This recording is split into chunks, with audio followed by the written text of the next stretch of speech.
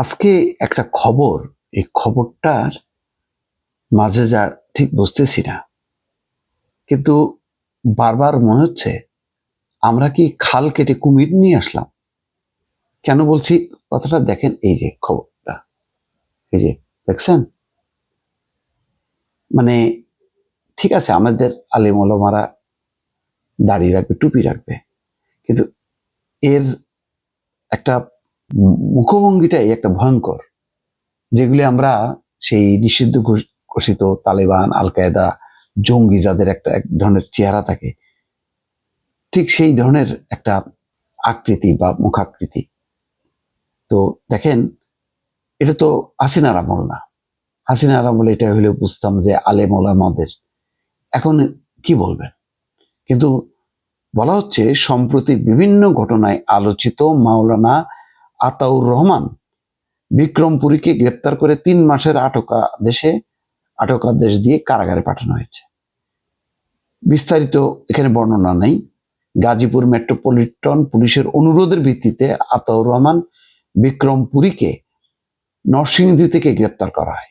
বলা হচ্ছে গাজীপুরের পুলিশের উপকমিশনার বলছেন যে এটা সরকারের নির্বাহী আদেশ, স্বরাষ্ট্র মন্ত্রণালয় এই আদেশ জারি করে। বিশেষ ক্ষমতা আইনে সরকার এটা এখতিয়ার, এটা আদালতের বিষয় না, সরকারের এখতিয়ার। স্বরাষ্ট্র মন্ত্রণালয় যখন কোনো ব্যক্তিকে সমাজের জন্য, দেশের জন্য তার কর্মকাণ্ড খুব বিপজ্জনক, ক্ষতিকর মনে করে, তখন সরকার চাইলে তাদের আটক করতে পারে। এখন দেখেন, বেশ কিছু ঘটনা ঘটেছে।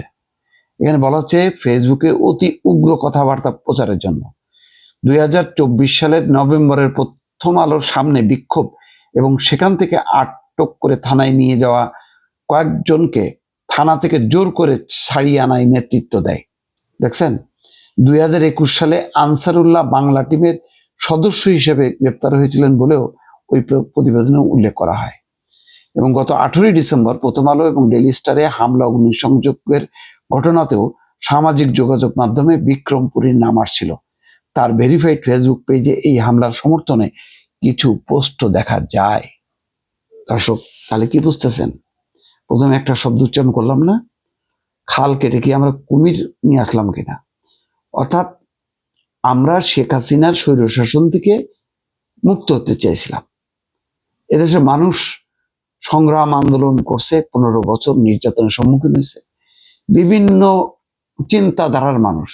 এখানে বাম, ডান, ইসলামী, বিভিন্ন ধর্মের বিভিন্ন চিন্তাধারার মানুষ একত্রিত হয়ে মনে হয়েছে যে স্বৈরতন্ত্রের হাত থেকে মুক্তি পেয়ে যদি নির্বাচনের মাধ্যমে যদি একটা গণতন্ত্র প্রতিষ্ঠা করা যায়, তাহলে সবার অধিকার সমুন্নত থাকবে। কিন্তু স্বৈরতন্ত্র হটলো, গণতন্ত্র আসলো না এই অর্থে আপনি নির্বাচন ছাড়া যে গণতন্ত্র, তার কোনো গণতন্ত্র না।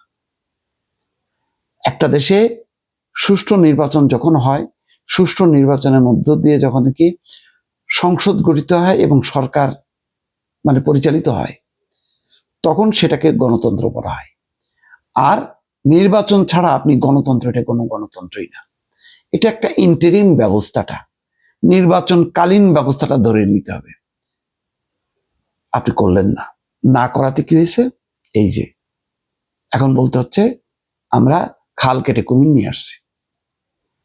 কুমির আনার কথা না, আমাদের এই খালে তো গণতন্ত্র আসবে, সুশাসন আসবে, সবার অধিকারের কথা আসবে। এখানে একটা গ্রুপ মনে করতেছে যে এখন আমরা আমাদের ইসলামিক স্টেট এখানে ঘোষণা করে দেব, লাইক আফগানিস্তান। কিছু কিছু মানুষ আমাকে ইউরোপ, আমেরিকা থেকে ফোন করে, ওনারা ওইসব দেশে গণতন্ত্র এনজয় করে, ওই দেশের নাগরিক, আর বাংলাদেশে চাই ওই ধরনের একটা মৌলবাদী সরকার। কি অদ্ভুত ব্যাপার! তাহলে গণতন্ত্র কোথায়?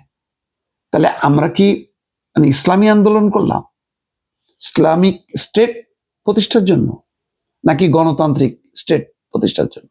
গণতন্ত্র। এখানে গণতন্ত্রের মধ্যে কি ডেইলি স্টার, প্রথম আলো থাকবে না? গণতন্ত্রের মধ্যে কি চ্যানেলগুলো মুক্তভাবে কথা বলতে পারবে না? আপনার যে কোনো কিছুতে আপনি ধর্মকে টেনে আনতেছেন।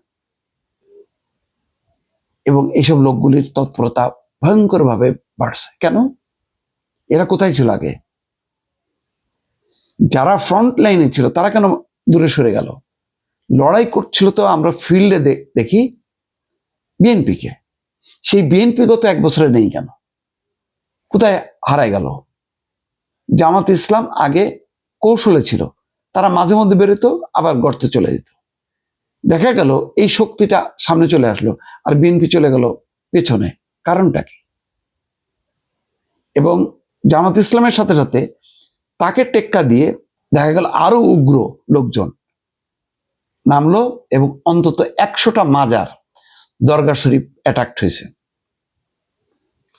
ওই যে কালচারটা আমরা দেখলাম যে এক পীরের দাবিদার নুরাল পাগলা, তাকে কি করা হলো? ওই যে পাবনার দিকের লাশ কবর থেকে এনে পুড়াই দেওয়া হলো। ওই ধারাবাহিকতা অনুযায়ী আমরা কি দেখলাম? ওটা তো লাশ, এখন জীবন্ত মানুষকে পোড়ায় মারলো সেই ময়মনসিংহের। সেই ঘটনা ঘটলো না? তো মাত্রাটা দেখতেছেন? একই ঘটনা ঘটছিল, কিন্তু আল্লাহর রাস্তায় আমরা বেঁচে গেছি। 18 তারিখে কি ডেইলি স্টার আপনার নিচতলায় আগুন ধরা দিল। ডেইলি স্টারের 30 জন সাংবাদিক প্রাণ বাঁচাতে চলে গেল ছাদের উপর, 10 তলা ছাদের উপর। এরা বুঝতে পারছে যে উপরে উঠে গেছে। তখন সেনাবাহিনী আসছে, দমকল বাহিনী আসছে, দমকল বাহিনীকে আগুন নিভাইতে দেবে না, কারণ তারা চাইতেছিল এই আগুন জ্বলতে জ্বলতে উপরে উঠে যাক এবং তারা মারা যাক। পুরাই মারতেছে তারা। ওই দীপুচন্দ্র দাসকে যেভাবে মারছে এরা সেভাবে মারছে। সেনাবাহিনীকে পারলে ঠেলা দিয়ে ফেলে দেয়, 20 মিনিট সময় দেয়। এগুলি কি খাল কেটে কুমির আনা না? আমরা কি এই দৃশ্য দেখার জন্য মানে এত আন্দোলন সংগ্রাম করলাম? কি অদ্ভুত পরিস্থিতি, কল্পনা করতে পারেন? মানে কি চাইলাম আর কি পাইলাম, হিসাবটা মিলান। আমি আমার স্বাধীনতার চাইতে গিয়ে আরো পরাধীন হয়ে গেলাম। আগে তো তাও মনে করছে যে ঠিক আছে একটু দূরে দূরে থাকি, বিদেশে ঘুরে ঘুরে বেড়াই। এখন তো মনে হইতেছে পার্মানেন্টলি বোধহয় দেশ ছাড়তে হবে, এমন একটা পরিস্থিতি। এখন ভরসা একটাই, তারেক রহমান আসতেছেন কালকে। এরপর যদি একটা জোয়ার তুলতে পারে এবং এই বিএনপি যদি এটা সঠিকভাবে নেতৃত্ব দিতে পারে, তাহলে হয়তো মানুষের রক্ষা। এছাড়া আমি আর বিদ্যমান গত 1 বছরের সবাইকে দেখা হয়ে গেছে, মিষ্টি মিষ্টি কথা বলে আসলে তারা ধ্বংসাত্মক পরিস্থিতির দিকে ঠেলে দিছে বলে আজকে ওই হাদির মৃত্যুকে ঘিরে দেখেন কি চললো, তাণ্ডব লীলা চালাইলো। কোন শক্তি, তাদের চেহারাগুলি দেখেন।